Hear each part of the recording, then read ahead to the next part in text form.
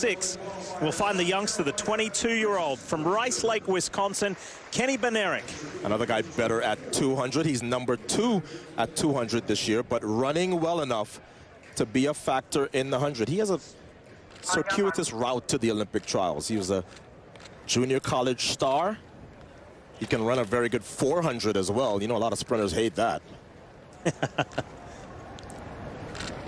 What are the rules for advancing? What are the circumstances? Pretty simple. Top 3. Top 3 from each of the 4 heats go through.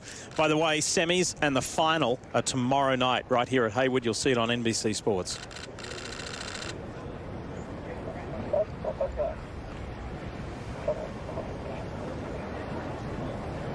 Young is the only one in this race who knows what it's like to be an Olympian.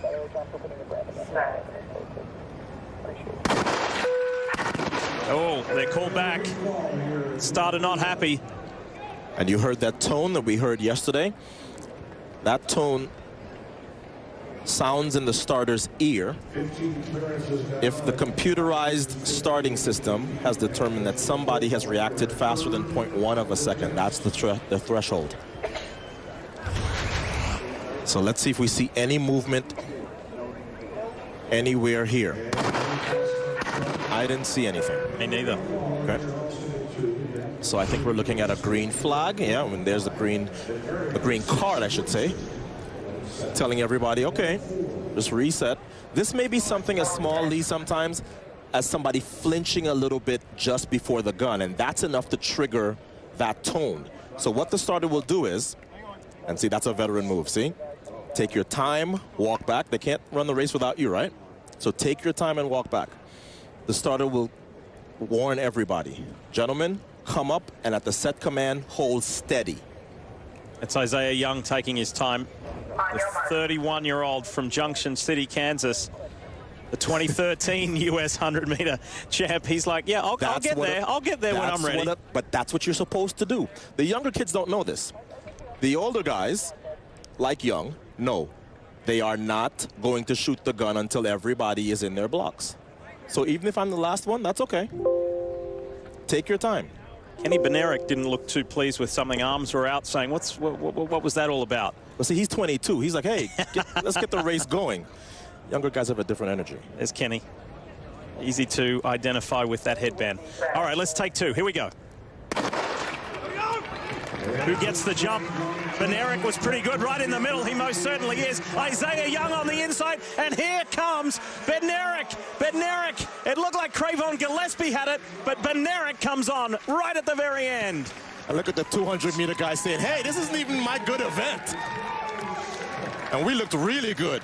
10:07, the wind minimal, but in their faces, 0.3 on the gauge.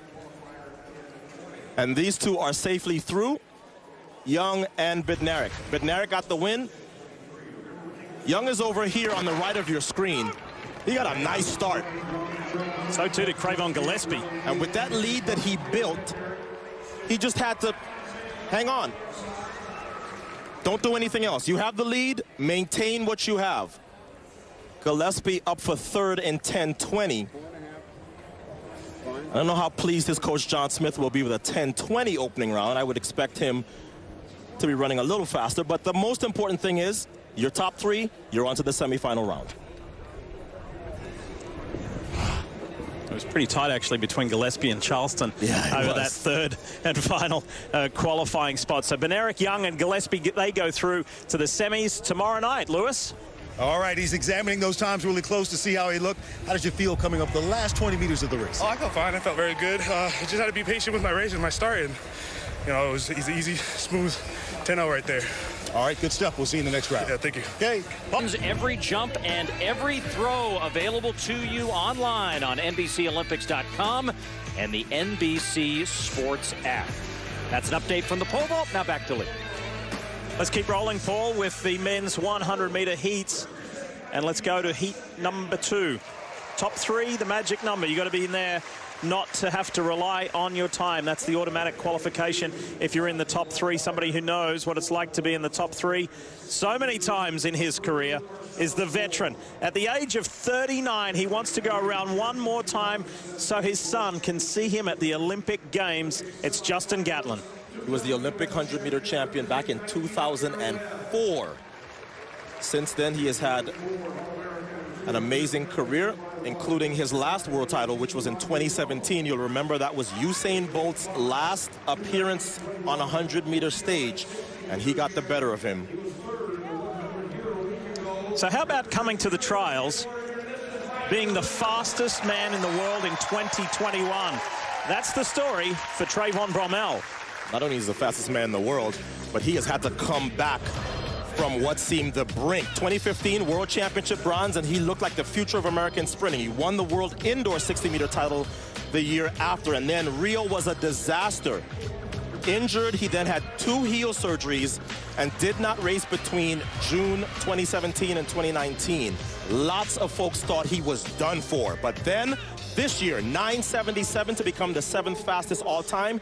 He's undefeated, and he's the fastest in the world. And quite frankly, Lee, he is looking like the Olympic favorite even this early. It's a great story, isn't it? I mean, it just speaks, for you young athletes out there, it speaks to resilience. Don't give up. Don't ever give up. And Trayvon Bromell is that personified. There's the full field for you. Mike Rogers in lane 7, right alongside on the inside of Trayvon Bromell in the blue and green. You can see right there. And Mike's shown us on more than one occasion that he can spring a surprise. Amir Webb over on the other side in lane 3. I expect a lightning start from Trayvon Bromell here and complete dominance of the rest of this field. When I spoke to him, he talked about how his faith got him back here. And this is not about him. It's about how you can come back from anything if you believe. Watch either side. Watch lane 1 and watch lane 8. And Justin Gatlin raising his hand. He's not happy with the front pad of his block, which is surprising because this guy's been getting into blocks for about 25 years now. Let's have a closer look at that. So it's the front pad that he's having an issue with.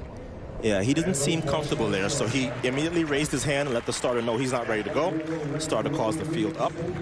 Now, that could be the front pad, or it could be a veteran rattling the younger guys in their opening round. Either way, it's within the rules. And here we go, take 2.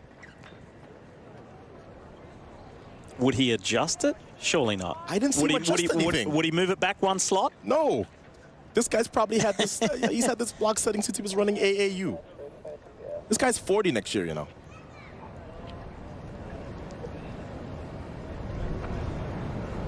He's made the rest of the field think about it again. Here we go. Heat 2 of the men's 100. Bromell in 8. Watch lane 8, watch lane 1. Bromell flies out of the gate, out of the blocks. Trayvon Bromell, he'll get there. Wow. Mackay Williams ran well in the middle, and so too did Justin Gatlin. But Trayvon Bromell in 9:84. Yeah, that's a time that only he has run faster than. It's a wind-aided time, 2.7. The wind picked up. He looked good, but so did Gatlin. And any of these young kids coming in here thinking, oh, this 39-year-old guy, I'm going to get him. He's old. They have not seen Justin Gatlin compete at trials. There's a reason why he has the collection of medals he has. Look at Justin Gatlin, still one of the best drive phasers in the world. He keeps his head down well through mid-race, and now he's up and running. And these younger guys are thinking, are you kidding me? Gatlin looks like this? So the younger guy on the outside, Bromell looking over to see where Justin is. He goes, he's there. I knew he would be. So Bromell, very comfortable, 984. Wind-aided, Gatlin, 993. And Mackay Williams, who trains here on a daily basis at the University of Oregon, gets the 3rd automatic qualifying spot. A nice congratulations from Justin Gatlin to Trayvon Bromell and the 19-year-old Mackay Williams. I think he may have got the best start, actually, Addo. He blasted out of the blocks. That was good. Here's Lewis Johnson. Lewis. All right, we got a couple of things going here. We've got mechanics and we got that look over to lane 1. Which one do you want to talk about first? I'm going to just address the look. I just wanted to see where I was. My coach said, just get out, stay comfortable, and just wherever you are, just relax to the line. Not necessarily look over at Gatlin, huh? No. Okay, I got I ain't never been that type of runner, man. I got you. It's all in fun. So let's talk about the mechanics and the time. For sure. How are you feeling out there, and what do you think in the first round? No, I feel good, man. Like I said, I've been telling everybody all year, man. It's all about God. I just want to be his vessel. And I hope people are starting to see that. Right, and you do have the mechanics that he gave you, and so is there anything that you need to improve on running 984 with such a great start, or is it all there? I feel like me and my coach, we've been working on everything we needed to. It's just staying focused. That's all it is, keeping God first. All right, Trayvon, we'll see you in the next round. Thanks. Sure. Thanks. That will be competitive here if he runs well. Speaking of teenagers, as a high schooler, Matthew Bowling shot to prominence and made a lot of headlines with a phenomenal effort in relay, in his 100, and in long jump, all at the same meet. There is Matthew, University of Georgia student. He's had a good year at the University of Georgia this year, not a great year. He was the NCAA indoor champion, though. So Bracey Williams in 5, Jeff Demps in 6. And Jalen Slade in those bright yellow spikes way out wide. Let's see who gets it. Oh, he's down. Jalen Slade goes down. Middle of the pack, Jeff Demps and Marvin Bracey Williams going at it across the line. But thoughts at the moment are with Jalen Slade. That was such an awkward fall. He's back up, though. And I don't know what could have possibly caused it. He's in the outside lane, but he must have just had a weird step onto the track. Wow, that was a violent fall. That is the pleasing result. Marvin Bracey Williams gets the win in 10 flat over Christopher Belcher and Kyrie King. But the crowd here pleased, Addo, that this young man is back up on his feet. Yeah, he's just 17 years old from Douglasville, Georgia. He looked just fine here. I'm just trying to see what happened with his footing. No, something caused him to pull up. Something caused him to pull up, and that's why the fall happened. And he lost his glasses in the process as well, yeah. So something went wrong, and it forced him to pull out. But let's look again at the entire race. Won by Bracey in 10 flat. He is 4th from the left. And he got off to a nice start, and he's been in such a good rhythm. You see Belcher come up at the end to get 2nd. Kyrie King, who is over in lane 2, 2nd from the right, gets the final auto cue in 10:05. The wind perfect at 2.0 meters per second. That's just under 5 miles an hour. Top 3 go through the automatic qualifiers. That's Marvin Bracey Williams, Christopher Belcher, and Kyrie. Kid makes the Olympic qualifying standard, Olympic trials qualifying standard, and gets in here. To have your first race end like that is tough, but he will be back. That kid is an immense talent.